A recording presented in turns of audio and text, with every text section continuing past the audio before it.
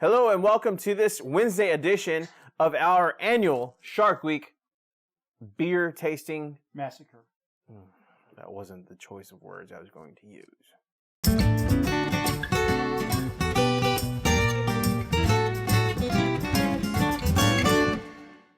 Okay, Keith.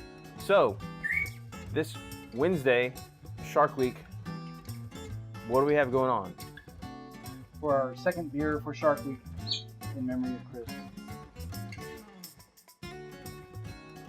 we have Great White Beer from the Lost Coast Brewery. And they're from California, in Eureka, California.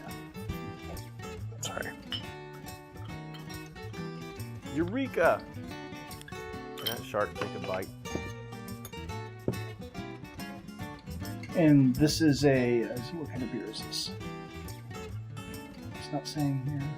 And actually, I was kind of doing some reading on it. It actually recommends that you pour the beer and give it a little bit of a taste.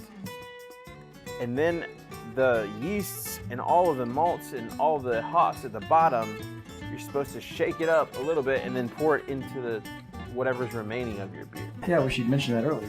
Sorry. Okay, well. So let's give this a quick smell, Keith, see what we're dealing with. It has a little IPA tendency. It's a little bit stronger. You can smell some of the yeast and some of the hops that are used to brew this beer.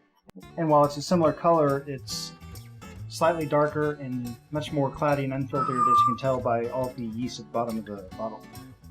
Yeah, and just the clarity in general, it's a lot less clear than the beer that we had on Monday. Actually, this might be a wit beer. A wheat beer? A wit beer. What's that? It's a white beer. Oh, which would be okay. White. Ah. And we intentionally don't look up a lot of details about the beer before we review them because It gives us preconceived notions. And biases, so. Exactly. True, genuine review right here on Beer Bros. So you'll get that every time. Thank you. Except for that one time. Why you gotta bring up the past? Well, with that, let's go ahead and... Yeah, clinky drinky. Here we go.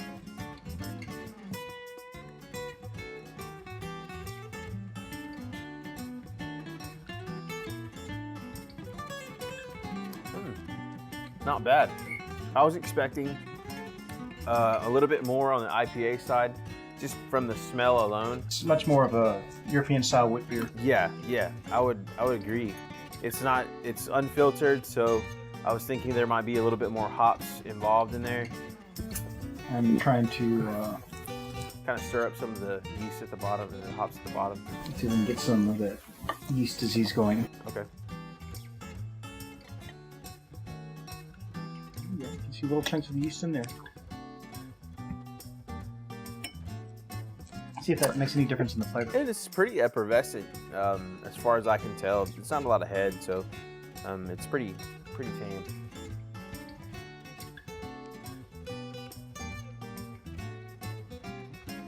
It's a little bit stronger, maybe a tad more dry than a typical ale would be. Okay. We're dealing with two very light beers, with Mondays being the lightest on the light side, almost feather light to the taste.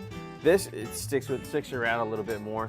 It's a little bit more, I guess, filling, but not quite to the point of an IPA or something along those lines. That's going to be a lot more stronger than some of your typical light beers. I said a bad word, didn't I? Light beer. Sorry. But overall, pretty good beer. Solid. Not a whole lot of smell. Flavor is very concise, crisp. It's all there. Yeah. So that about wraps it.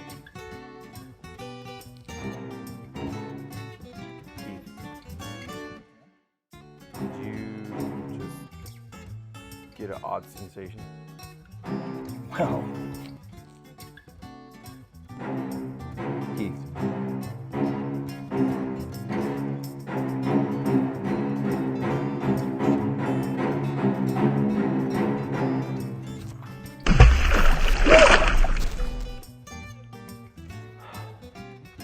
I knew this was gonna happen. I should never agree to this. Ouch. Nick!